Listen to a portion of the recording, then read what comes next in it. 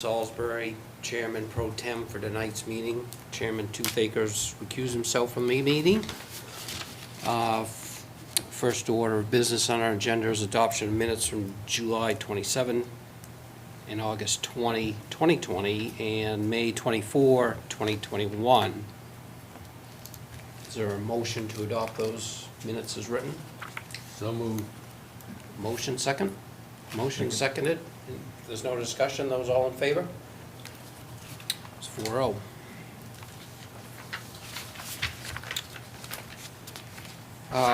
Next is the hearing consideration of Randall Griffin for administrative appeal, a minor site development permit application issued to Mr. Lynn French at 674 Winkenpaw Road. This is a public meeting. We'll have an order of hearing from the appellant, and then from Mr. French and/or his attorney, members of the public, and then we'll close the public hearing and deliberate as a board. Our city attorney had bearers here, and of course he can interject at any time. So, no further ado, Mr. Griffin? Yes. And I'd ask anybody that wants to speak, please come to the podium for transmission of the sound to the recording equipment and state your name. Thank you. My name is Rand Griffin, formerly is Randall, but I go by Rand. I reside at and own 54 Walls Farm Way. I am one of the abutters. I think there were 14 abutters. 3 other abutters are here as well, the Kiernans and my wife Holly here, and the Dauphinets and the Levines, and Deborah Levine and her son and Bobby. So we would have normally had more people here, but the difficulties of the time frames and so on and it getting rescheduled just made it very difficult. So I really am here with 3 capacities that should be noted. The first, as I said, as an abutter, legally owning that property. The second is I represent the views of the Walls Farm Way Road Association. I've been on that board previously. My wife is on that board as an officer, and I did participate with them as a consultant on all of the comments that we were trying to put together, and I will explain that they did not get here because of the timeframes of the process. And then the third is I am on the board and a previous past president. My wife is also on the board and a current treasurer of Branch Lake Association. And their mission, of course, is to protect the water quality of the city's drinking water, and we spend a lot of time and effort and work with the city a lot on that endeavor. And so I give you that perspective for my roles here this evening. Mr. Rand, Mr. Griffin,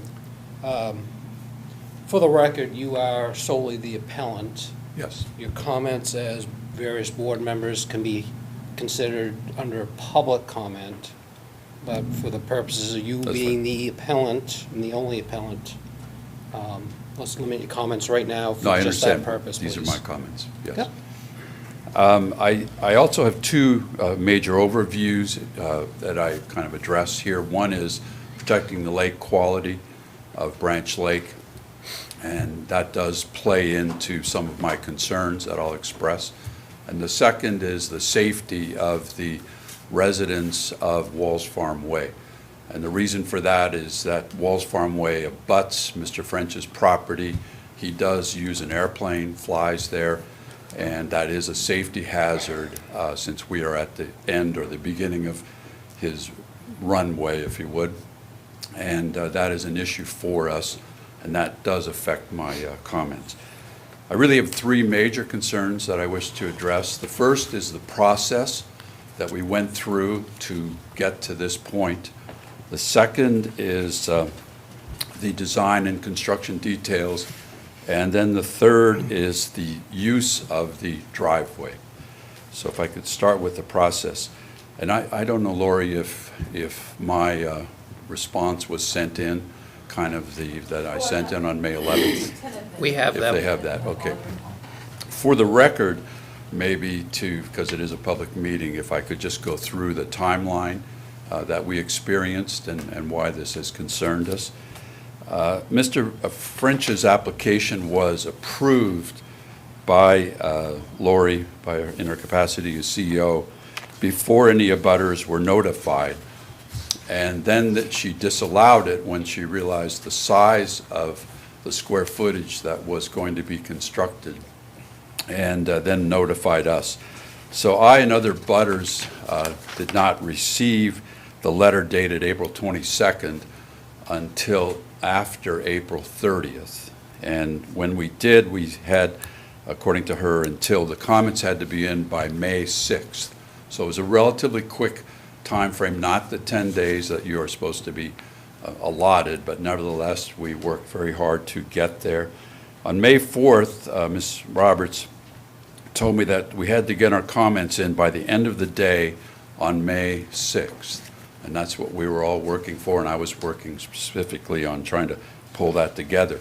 However, on 10/26, 10 o'clock, 10:26, on that day, I was notified by email that Mrs. Roberts had already approved the permit. And we did not have a chance to get our comments in, and therefore the record basically was incomplete per se. I then called Mrs. Roberts, and actually she suggested that if I wanted to appeal, I could do so. The June meeting, take your time, no hurry. I called her on actually on the 6th to clarify what happens if I waited till June for Mr. French. Would he still be able to go and construct? And she informed me that, and this was at 3 o'clock in the afternoon, she informed me on the 6th that I needed to get a comment in by 5 o'clock, or Mr. French was able to then proceed with his construction. And so I did get those comments in by 5 minutes after 4. They're not as complete as I would have wished, given our concerns about this, but that's what you have there in front of you. And I did submit this at 4:05 on the 6th.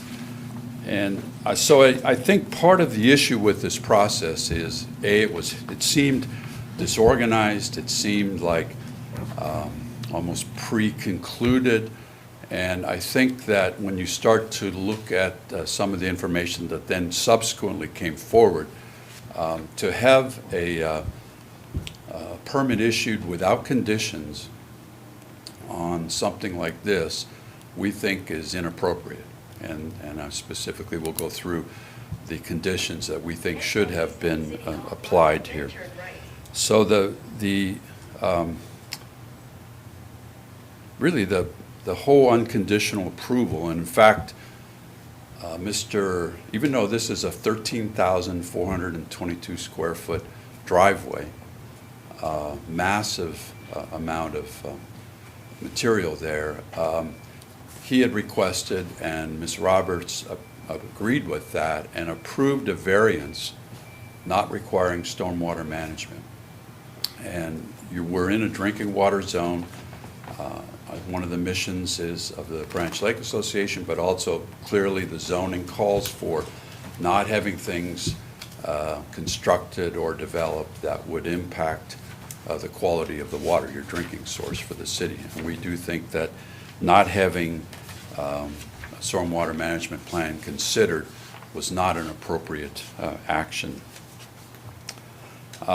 When I then received from Lori, from Ms. Roberts, a letter dated June 9th indicating to me, which I believe was a typo, that a hearing was going to be scheduled for June 9th, which I believe was the hearing that is scheduled now, tonight. And attached to that was a letter, and I don't know if they got a copy of that letter from Mr. French, Lori? Oh, the update, you mean? Yes. Yes, everybody got a copy of this. Okay, so there was an updated letter that was dated May 20th from Mr. French, indicating that he had been doing more details on the road. They'd measured it, and the road would be a total of 600 feet in length instead of 700 feet. But he said that there was an existing gravel road of driveway of 167 feet.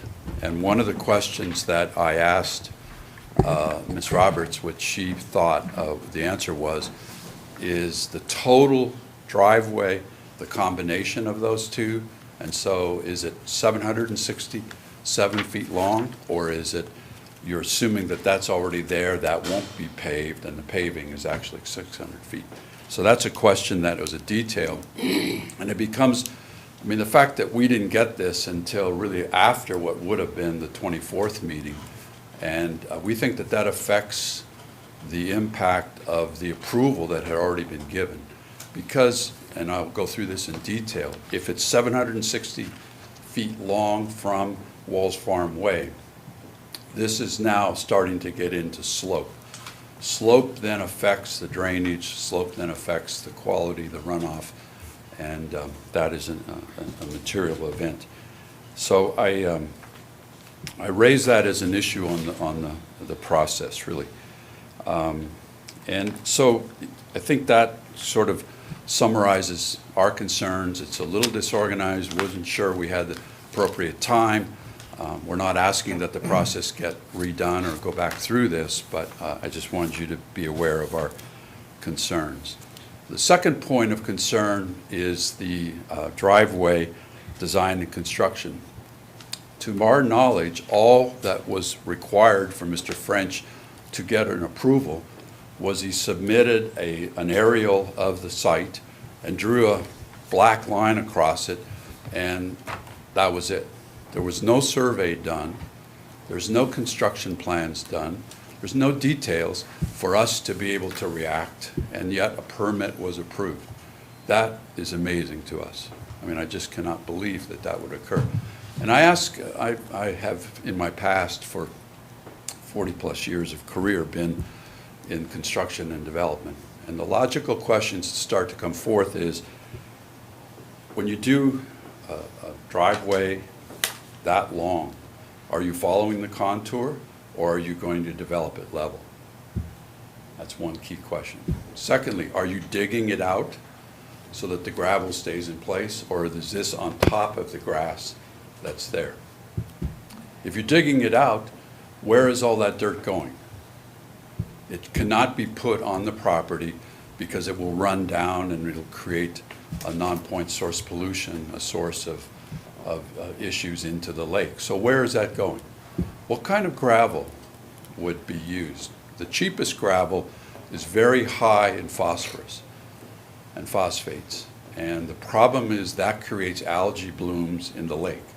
We've now, just for the first time last year, started to see algae blooms. Other lakes have been less fortunate. And so to introduce a massive amount of gravel that would then have the opportunity to flow into the lake is a major concern for us. And the design is 20 feet wide, but only 17 is blacktopped, coated. So you clearly have a foot and a half or so on each side, and that's an opportunity for rain and moisture to then carry. It has to go somewhere. And when they walked the site, as I talked to Ms. Roberts about this, they said, well, it seemed level, and we didn't think that this would be an issue. But if it's 767 feet long, and if you look at the topos, what you find is that at 340 degrees above sea level is where his house sits, where Walls Farm Way is. 767 feet, you've now dropped close to 20 feet in elevation. It then goes another 20 feet, and it goes 80 feet down in less than another 500 feet. So you're right on the cusp of a very major erosion area. And in fact, Mr. French has had issues on a road that he built from there down into the lake and got some other issues with DEP. So we're very concerned about that, justifiably so. And the fact that you would not require stormwater management or even ask that a design be done, I think is not correct. Because this is a very large construction. And, we would expect that somebody would have brought it up, designed it, surveyed it, made that decision, looked at the stormwater management, and it probably be required to build a stormwater management pond towards the lake to capture the runoff and then have a quality pond to filter it before it ran down into the lake. We also would expect that a contractor would have best management practices, and this has been an issue throughout the lake. Contractors are awarded the contract and they don't take the effort to put up the silt fences, and so you get tremendous erosion into the lake, which creates huge problems and adds infiltration of phosphate and other unwanted materials. And yet not having a variance or any conditions, totally Mr. French would be free to do whatever he wanted within this. And so there's so many unanswered questions related to the design and construction, and the fact that we did not see any of that, I don't think it exists, and we don't think that's proper. It's certainly a lot more difficult to build a house, which is a small fraction than a 13,422 square foot runway / driveway. So the third issue we have, this is in the drinking water zone, and one of the permitted uses in a drinking water zone, it's on Chapter 56, page 16, is actually a landing area is permitted. And I don't know if you have read that or are aware of the definition of a landing area that allowed, but let me just read it to you. A landing pad area, strip, deck, or building roof used to launch or receive non-emergency aircraft.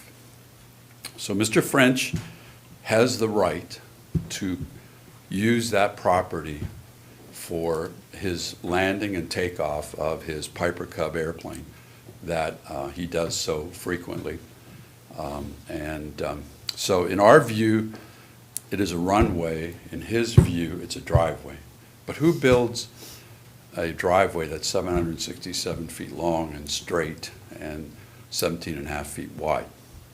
And so we would ask Mr. French, why is he calling this a driveway when he has the right to be calling it a landing area? So what's he hiding? I mean, why doesn't he just say, it's a landing area, I want to land my plane there, which he has the right to do. And so what happens is you start asking the questions, well, it's worked for all these years. Why now is he paving it? Well, is he paving it because he has another airplane? There was an interesting article on his property in Crawford, Colorado, where he built and owns an airport and lives in that area. And he has 3 airplanes that are mentioned. Interesting, and they're beautiful airplanes, I would say. One of them is, and I looked at the landing areas required for those airplanes. And so one of them is the Piper Cub. It fits within the runway / driveway that he's proposing. Another one is Beechcraft 17 Staggerwind, beautiful airplane, a biplane. Its landing runway distance is 900 to 1,200 feet, so clearly that is exceeding the capabilities of this site. The third one, which is a very powerful, beautiful plane, the Stearman, takeoff distance 300 to 900 feet. Landing distance 600 to 900 feet. And so you could surmise that by building a 767-foot paved runway, he might attempt to land or take off with that airplane. Well, we have concerns on that because a Piper Cub does it within the area, and yet we've had close calls, both landing and taking off, and not striking vehicles in our abutting road, Walls Farm Way, to this property. More concerning is, if you look at his history that's called out in this article, he has airplane clubs, and so our concern is not Mr. French flying his own plane and operating it. He is a fantastic pilot, apparently, and flight trainer and has an excellent record. Our concern is that this becomes a mini airport with others then flying in, and we increase the volume, increase the noise, you increase the risk of accidents. The pilots aren't as good as he is, and you increase the safety issue for vehicles that could be stretching the limits of takeoff and landing, hitting pedestrians, hitting delivery trucks that pass every day, it seems like, along Wells Farm Way. So I think that we would look at kind of, in summary here, I've thrown a lot at you. We don't object to a driveway, if you want to call it that, being built, but we do ask that there be conditions for that. And I think the conditions are fair, they should be applied, and they should be something that he has to meet in order to proceed with this. So the conditions that we would ask for is that first, a survey be done. That will give you an indication of how much of the slope is an issue. Secondly, we would ask that there be construction plans completed and submitted for building permit approval as a condition.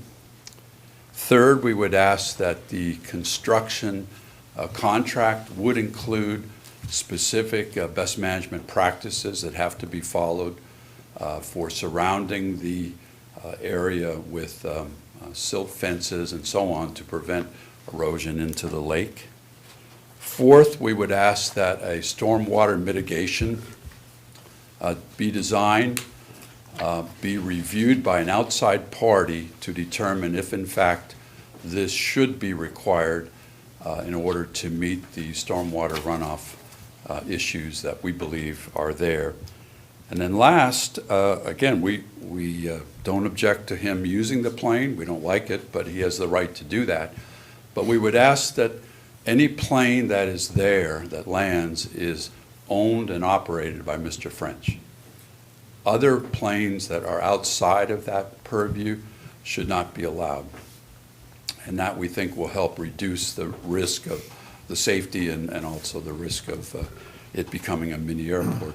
And then finally, this has been done, FAA, when we've read this, has been done in North Haven and some other areas, that a lighting system be installed on Wells Farm Way to warn residents and vehicles of an impending landing or takeoff. And this can be activated through a radio system as he's coming in. And that would prevent a lot of safety issues and dangers, we think, for that.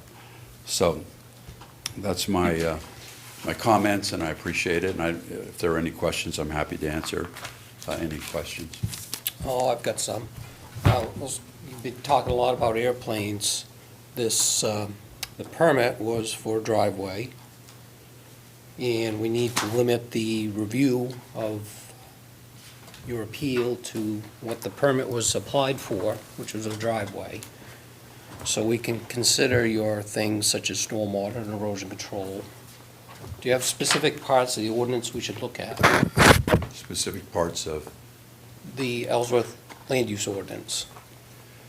Well, That would be usually something the appellant would present to the board, say, look at criteria 1, 2, and 3. My opinion is, and we are taking this action separately, is that the landing area definition that's used as a permitted use is entirely too broad. And it doesn't seem to prevent an airport. It just says you have a landing area permitted. And so as a separate action, not here, we believe that we need to go to the council and get that improved and changed, and we will do so. And that would be a more appropriate venue than here tonight. Yes. Because But we're I only do- here to I do discuss the want- driveway. I do want people, well, again, would you like to see a picture of his Piper Cub sitting on his It's property? not part of the permit that we So, granted. again, I would ask Mr. French when he addresses it, the question, does he intend to land an airplane on this driveway or not? I don't intend to ask that question. You admitted it's an allowed use, so we'll just leave it at that. It's your prerogative. If sir. there's an enforcement issue, you can complain to the city that he's violating some sort of provision in the land use ordinance. But we're here to talk about the construction of a Okay. driveway. So my first two comments on process and then specifically on the design and construction is what you should focus on then. And I think those are still pertinent issues, certainly. That would be reasonable. Okay. But there's several sections in our ordinance that address those issues.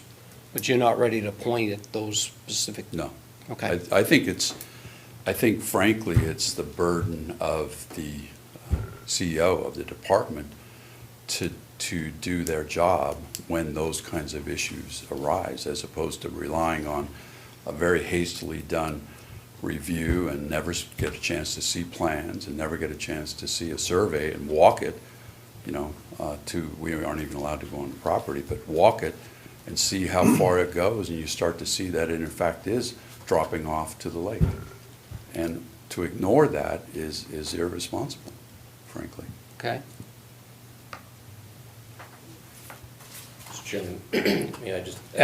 Yep. Mr. Griffin, so I'm not a voting member of this board. No, I understand I'm that. just here to kind of hopefully make sure the due process is followed. So I just want to make sure that you understand the type of evidence or argument that would need to be made to this board to overturn the issuance of a permit.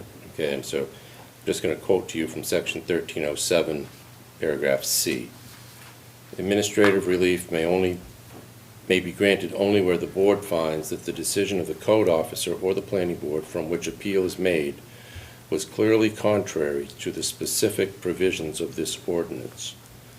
So it's a fairly high standard. It isn't one that can't be met, of course, but it's clearly contrary to specific provisions of the ordinance. And to follow up on what the chairman was asking you is, can you point to any particular provision of the ordinance where the code officer didn't ask for required information? And I just want, before you respond, if you can, Yes. fine, but as I would understand it, this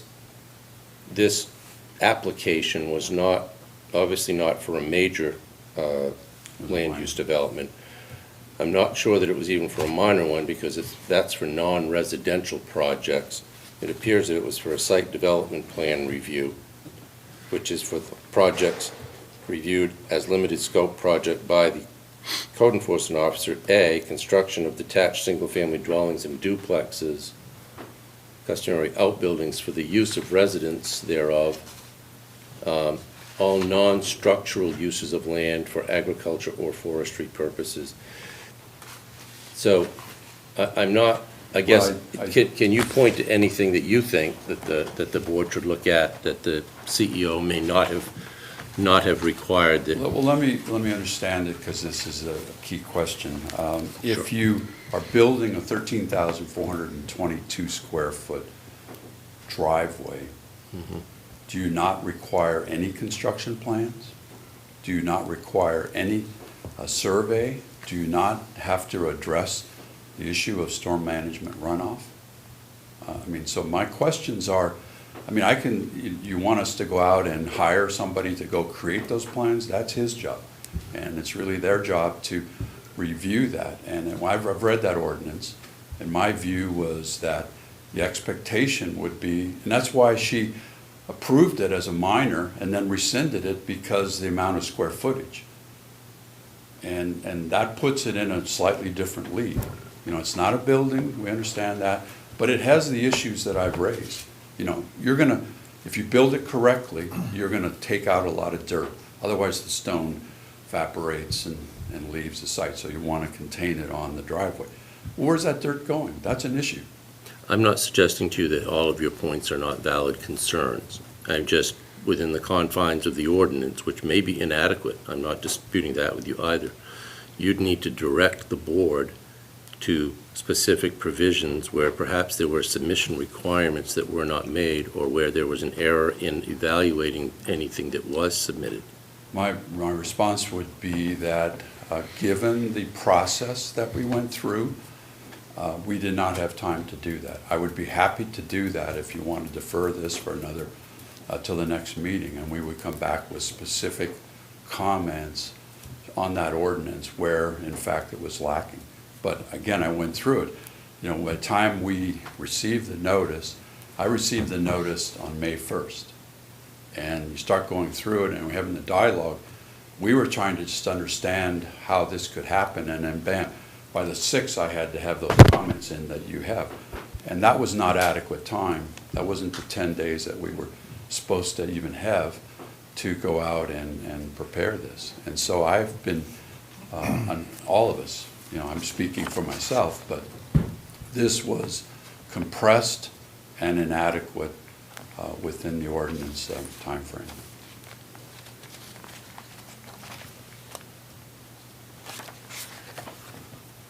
May I? Sure, yes, sir. I think both what Steve and Ed are speaking of is, our job here as a board is to enforce the ordinance and what the ordinance says and what it does, based on what Mr. French is doing.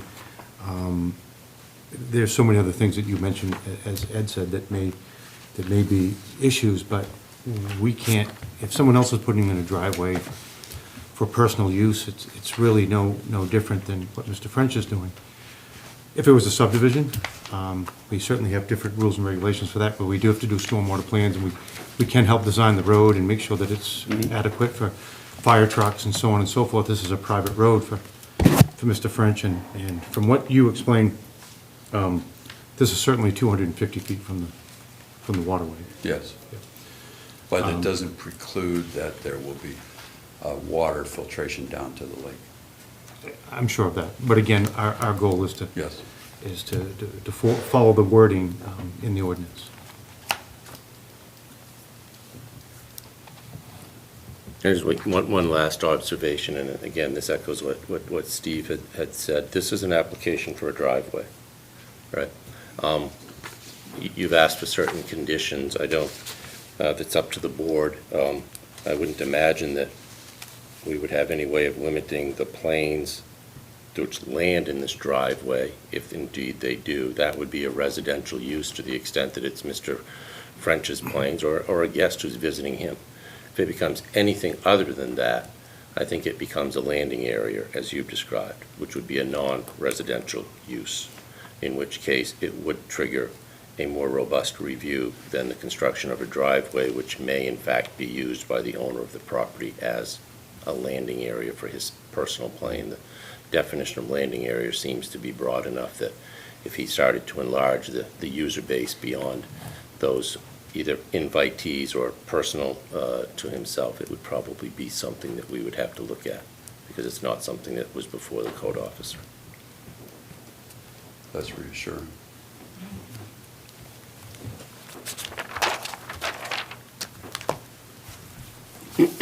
All set? Yeah. Thank Any you. other questions or comments? No.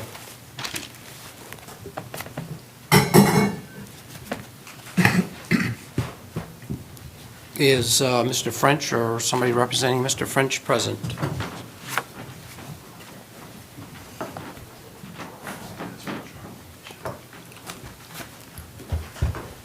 I'm Lynn French, and we've owned our place on Winkapaw Roads for the last about 24 years.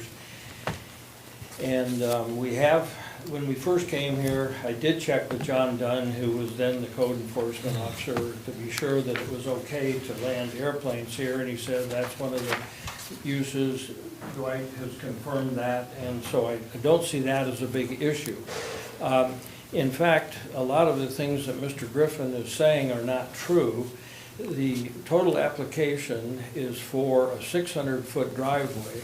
You'd like to put a second home. We have a big family and lots of kids and grandkids and stuff like that, and a small house. And so our plan is to, when we can afford it, get another house and put it down on the to the south of our present house. And I have a picture here, if it would help you guys to look at this this site, and it's basically level. it's not exactly level, but actually slopes downhill slightly to the north, goes up sort of to the center and then downhill, but it's only a matter of a foot or two. I don't know where he's coming up with, he in his complaint said 7 to 11 feet. The driveway is being put in by Jeff Clark, and I did bring a copy of his DEP protection certification. If I could approach you guys, I'll give you each a copy of it. Yes. He's done a lot of dirt work for us over the years, and I think he will ensure that there's no runoff or any other problems. Basically, it's level up there, and I don't think that runoff, although it's not really an issue here today, and I'm sorry, sir, I didn't know you'd be here. That's just a copy. Jeff texted that to me, and I ran a copy. But, so it's a 12,000 square foot road. We would like to put a house there, and if we don't have a road, it's obviously not practical to put a house in there. I don't own a Piper Cub, never have owned a Piper Cub. I don't know where Mr. Griffin is getting his information, but I'll just deal a little bit because he went into such great length. I know this isn't an issue, but if any of you fly or have done any flying, I'm sure that you realize that a hard surface is much better to land and take off than a soft surface. He also indicated that we frequently fly there. We don't frequently fly in and out. We do have an airplane there, and this is basically in our landing area that we're putting this road. We will use it because it'll be safer, because we'll take off shorter and land shorter. So that's about all I've got to say as far as the airplane use is, and and that it is virtually level, which I don't think there's any kind of a stormwater. We have, it's probably 1,000 feet to the lake. The biggest pollution we have is the road Mr. Griffin uses going down from our place to toward his place. And we have another road which is also level, but he insists on using that.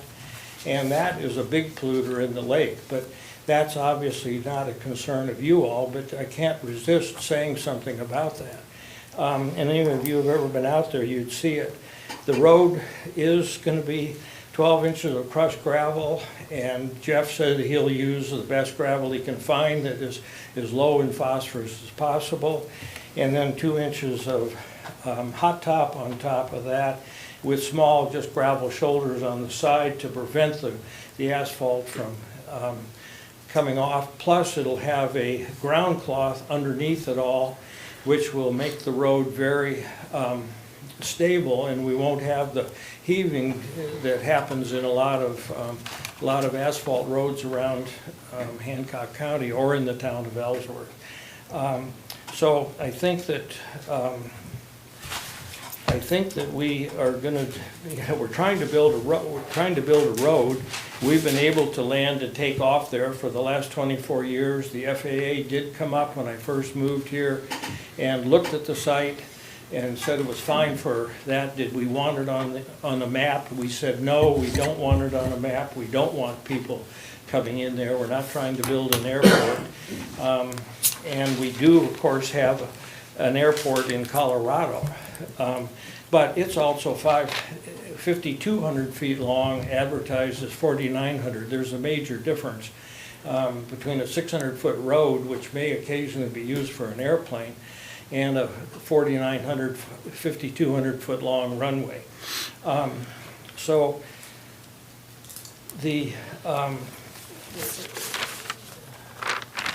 I think that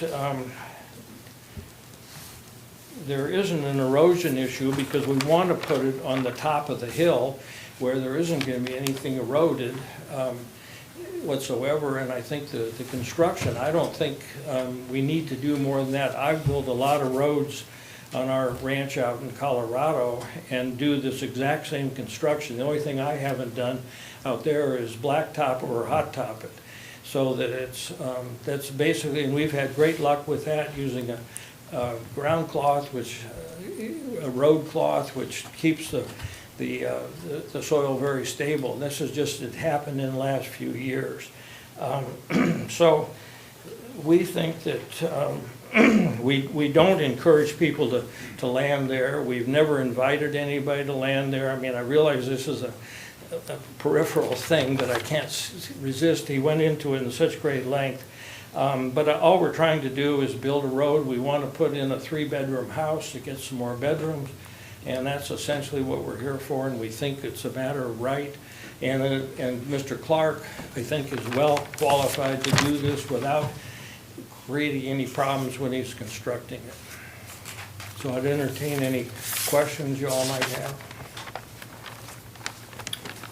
I don't have any. Board?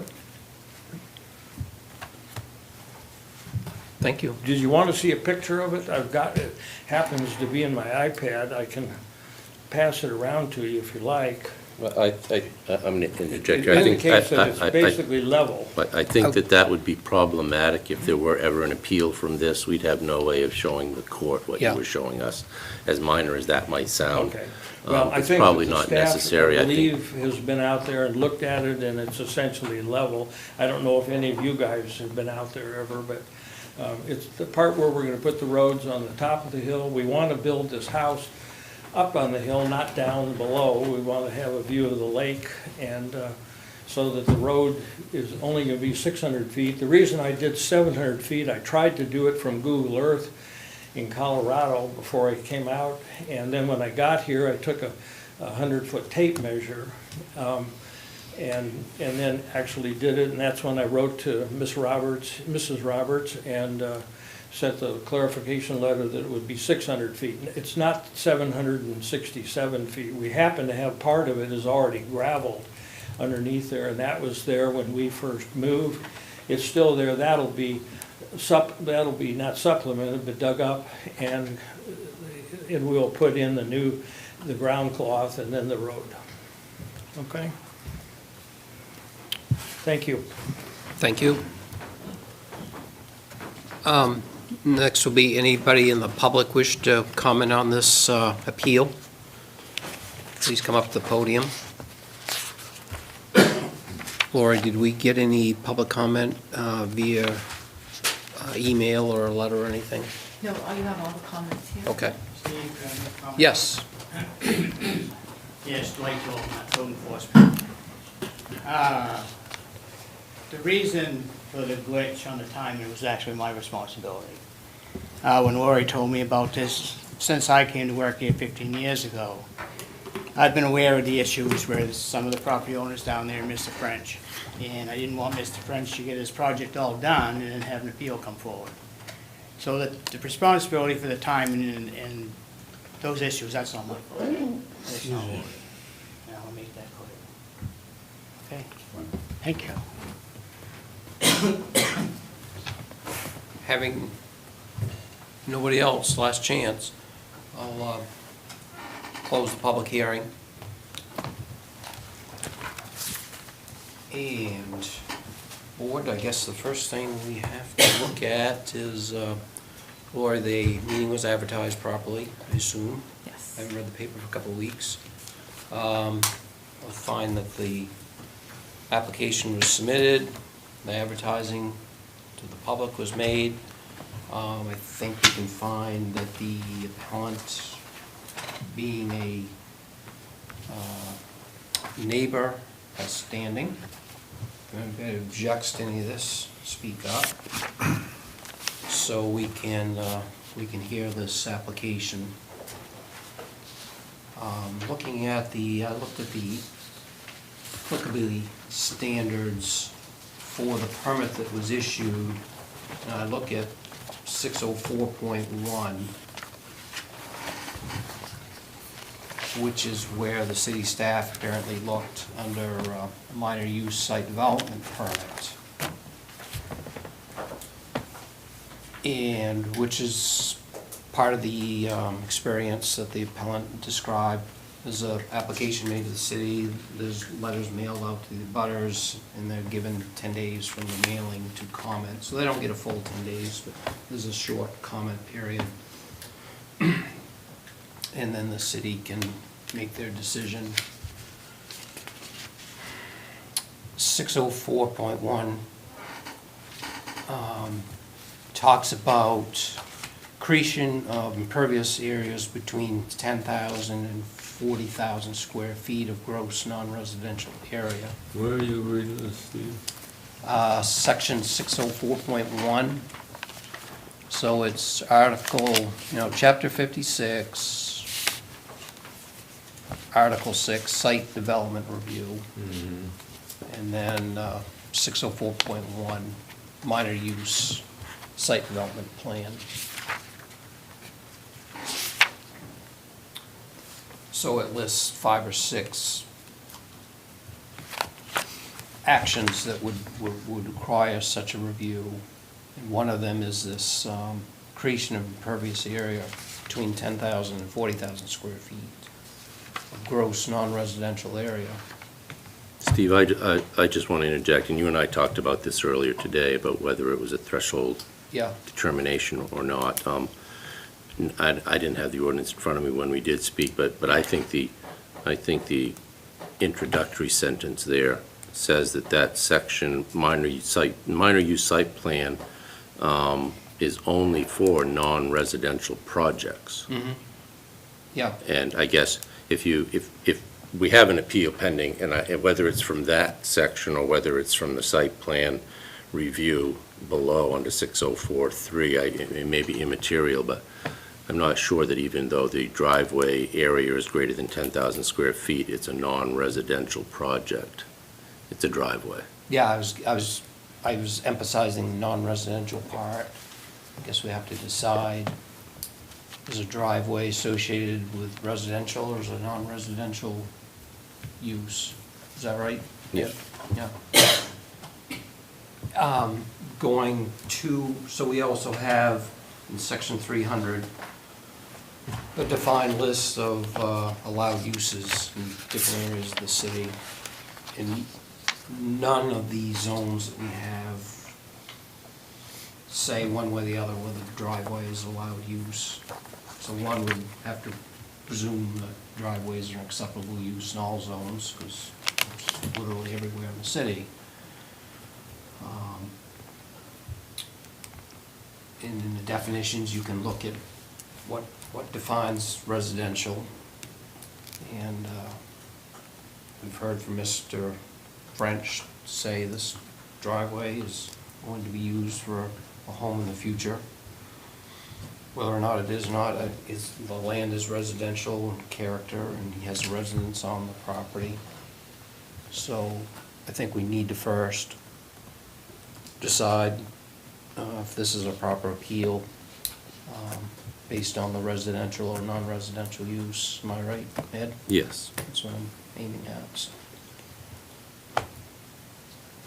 Anybody got any comments? We think this is a residential use or a non-residential use?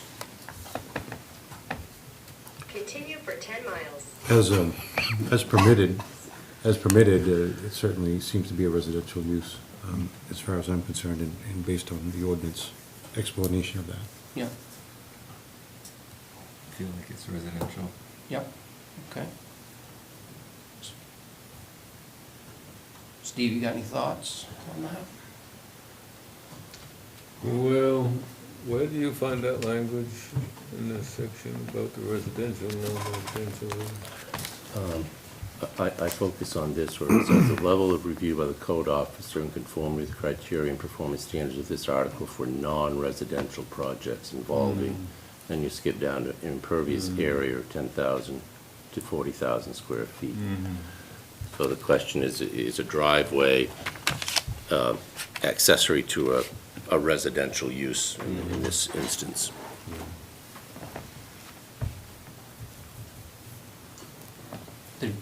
So when you get an application like this, Lori, what standards in the city ordinances do you look at?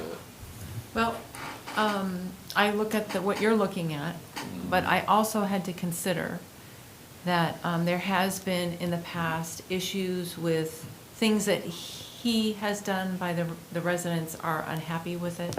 I didn't want him to get started on this driveway and not have the residents notified. So, because it was, you know, a major impervious area, but he also has a very large lot of land, I just wanted to get this out in the open and have people discuss it, and if they wanted to appeal my decision by issuing this, that they could come via the application, and then we'd send out abutters notices, et cetera. This was gonna be heard in May, but I only had 4 members, voting members coming. Unfortunately, Mr. Sawyer, Bruce Sawyer, had to attend a funeral, otherwise we would have 5 voting members this month. So I gave Mr. Rand the option of extending this from the May meeting until the June meeting, and he decided to do that. Again, the unfortunate thing is Mr. Sawyer wasn't able to make it, because a tie vote goes against the appellant, and I just wanted to give him the benefit of a full board. I think I over permitted it. I didn't have to do this for a driveway. I over permitted it to give us time to notify abutters, et cetera. So, that is what it is. And I haven't had a comment since, any additional comments since I posted the last ad for the June meeting, in between the May meeting and the June meeting.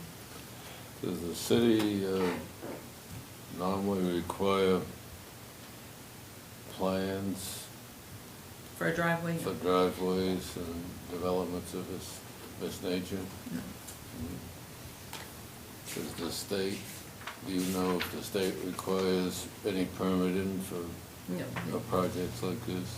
no, they do not. So the only regulations that he's required to abide by when he constructs a road is that he goes by the standards of the state Right. Best DEP. management practices, Best the management DMVs. practices. So if there's a problem, then somebody complains and the DEP comes and. Right, if there was a problem with it, it was failing or what have you, we would make them fix it, but. I think Steve and Steve Salisbury may know better than I, but if this driveway, even though it's a residential in character, if it exceeded 40,000 square feet of impervious area, the DEP would require a stormwater management plan, regardless of the, Actually, because Branch Lake's a lake at risk, anything over 20,000 Oh, square anything feet over requires 20,000. a Chapter 500 permit. so So this particular project wouldn't require a state permit? It would not. would not unless it was a little bit longer, or a little bit wider. Okay. Yep. Lori,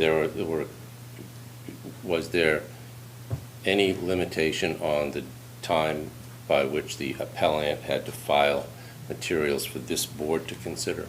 Could they have filed up until, I didn't see anything in the ordinance that I would have imposes. taken anything, I would have brought something today. If they had some sort of a comment, I would absolutely bring it today before the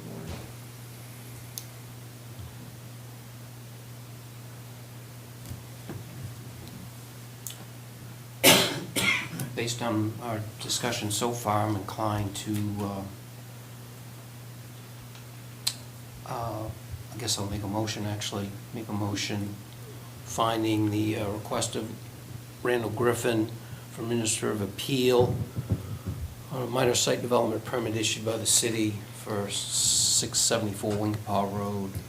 I find that the applicability of the ordinance section 604.1 does not apply for residential projects.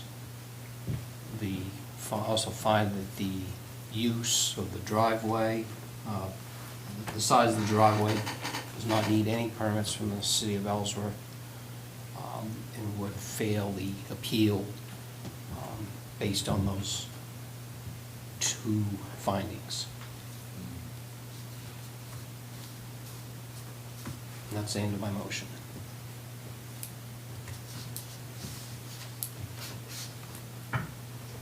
Is there a second? Motion's been made and seconded. Is there any discussion?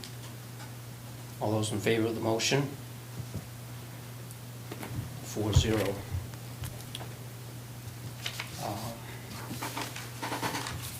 Mr. Griffin, that motion's been. Thank you for considering. Been made and considered, and we've denied the appeal. No further business. Your motion to adjourn? So moved. So moved. Thank you. Thank you.